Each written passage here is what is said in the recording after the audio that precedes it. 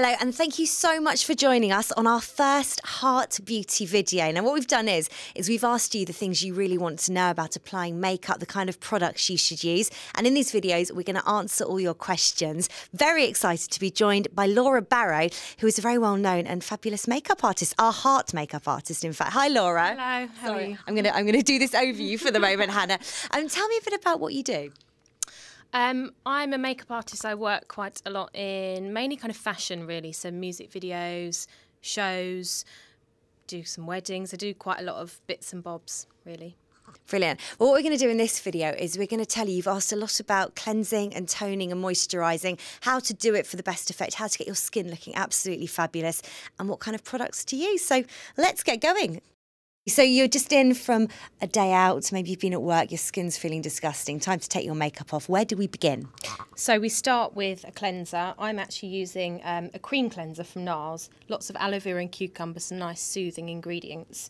You can either pop it on the cotton pads, sorry, can I get you to hold that, Hannah? And just start moving it around the face and just taking off the makeup initially. And then we're going to do a second cleanse, which kind of cleans the skin.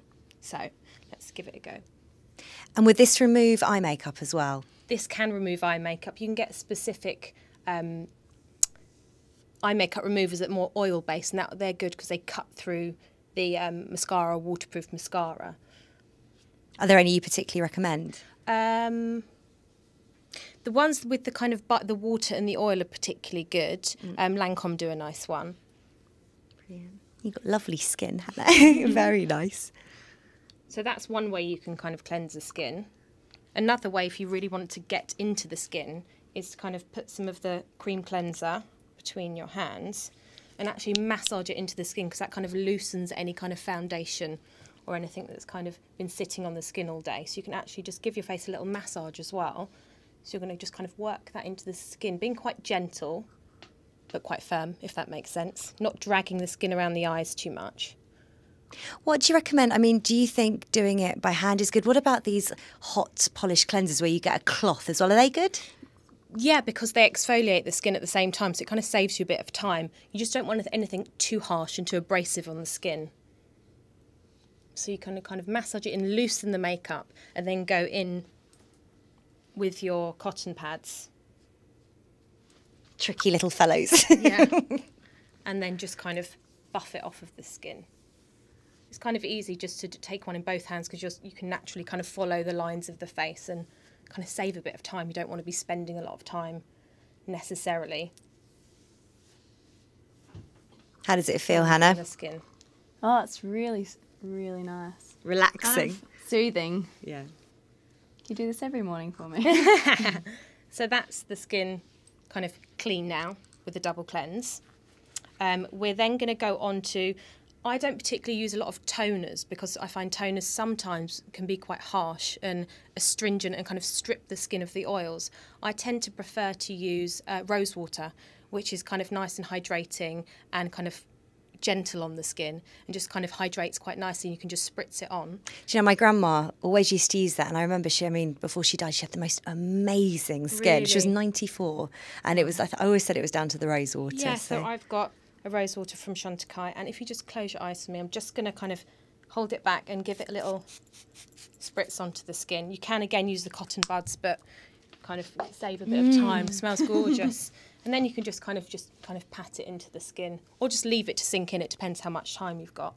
Is that expensive, that one? I think it is pretty expensive. I think you could even go to kind of a health food shop and buy their kind of version of kind of rose water. Do you think organic or any old one? If you can get organic and it's not too expensive, then why not? But it's just a nice, gentle kind of hydration for the skin without kind of taking the oils away. If you kind of strip the oils away, your skin panics and produces more oils. So even if your skin's oily, it's not a brilliant idea to kind of try and strip those oils away, because the skin will just produce more. So I think gentle and kind of nice, simple ingredients. Okay. So that's the skin kind of cleaned and toned almost. Okay, so we've done the toner, moisturising time. The next stage, I'm going to use some of Ren moisturiser for normal to dry skin, because that's Hannah's skin type. And that's literally just a case of popping it straight on over the top. Love Ren. I love their Rose Otto body wash. Oh, yeah, their rose beautiful. kind of range have the bath oil as well. Again, I think they're just, kind of nice, organic, no nasties in their products, no chemicals. So it's just quite a simple and effective kind of skincare range to use. Can I ask you, just obviously cleanse, tone and moisturise is something that we should do every day. What about things like exfoliating, face masks? Because it's so hard to remember all the things you need to do. Yeah, sure. I think that you should probably exfoliate maybe 2 to 3 times a week just to kind of get rid of those dead skin cells, because then your skin will always look pretty dull if they're kind of hanging around on the surface of the skin. So I think gentle exfoliation, not necessarily the kind of beads that kind of might scratch the skin. I kind of tend to use a more chemical exfoliant. Dermalogica do quite a nice exfoliator that kind of, it sounds horrible, but the kind of like fruit enzymes eat away at the skin, so it naturally kind of takes the dead skin away without being harsh on the skin. Okay, so you don't think there's really abrasive ones? Makes sense, I guess. Yeah, I mean, you kind of traditionally taught to kind of scrub away at the skin, but they can scratch the surfaces of the skin and give you little broken capillaries and thread veins. So I think the best way to do it is to kind of chemically do it, not harsh chemicals, but kind of natural fruit enzymes, and I think lactic acid, salicylic acid will just kind of do that for you. Okay, and what about face packs and face masks? I think it's nice to treat yourself. I've got particularly dry skin, so I use quite hydrating kind of face masks and kind of even overnight treatments that kind of work while you're asleep.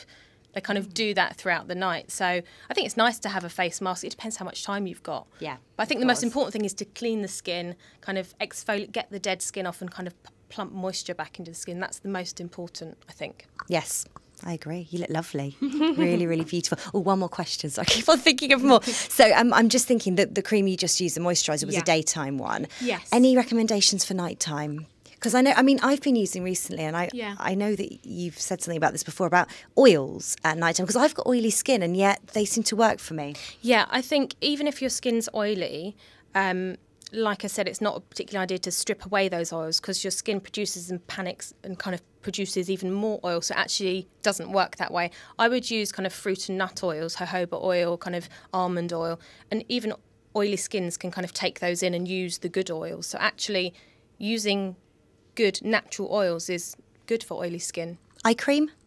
Eye cream, yes, eye cream's quite a nice idea. Something lighter than a moisturiser, because the skin is quite thin around the eyes. So you can just pat some onto the bone rather than the eyelid. You don't need to put cream on the eyelid, because the eyelid already produces oil. You need to kind of push it into the bone on the top here, and it acts like a tissue dunked in water. It will soak up the moisture. So the eye cream, just kind of patting it just underneath the eye here on top of the bone. Okay. Well, I hope that's answered all your questions. Here is some perfectly clean and prepped skin. Thank you.